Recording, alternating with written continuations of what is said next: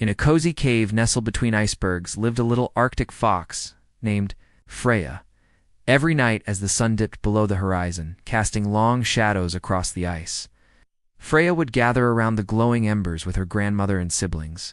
Her grandmother would share magical stories about the dancing lights that painted the night sky, the northern lights. Freya yearned to see them with her own eyes. One day, gathering all her courage, Freya decided to embark on a journey across the Arctic to find the northern lights. Ow, as she stepped out of her den, a wise old owl hooted, "Looking for the northern lights, little one, follow the stars." So Freya set off across the glistening ice, the owl's words echoing in her ears. As she walked, she met an Arctic hare who told her, "The stars can only show you the way. The northern lights, you must earn their dance."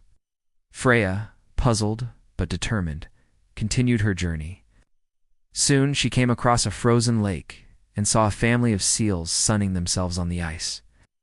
One of the seals, noticing Freya's wonder, dove into the water and emerged with a fish, which she offered to Freya. "Eat," she said, "and you will see that the bravest of hearts can discover the most beautiful things." Freya, both puzzled and a bit scared, took a bite of the fish. It tasted like the sweet, salty kiss of the sea in the ice. With renewed determination, Freya crossed the frozen lake. As she looked up, she saw a magnificent polar bear. He was majestic, powerful, and truly a sight to behold. But he was also sad. Freya, remembering the seal's words, approached him cautiously. The polar bear, sensing her kind heart, told her, "You cannot see the northern lights without understanding the language of the sky." And with that, he began to teach her the ways of the Arctic sky. After many days of learning and exploring, Freya finally understood.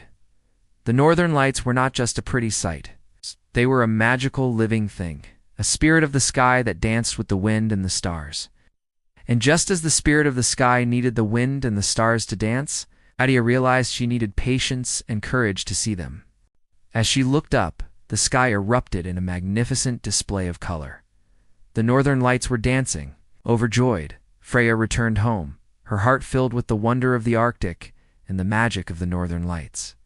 She shared her experience with her family and friends, inspiring them all to look up at the sky and explore the world with wonder. And so, young Arctic Fox learned that the greatest adventures often start with a single step, and that the most magical discoveries are made by those who believe in the impossible.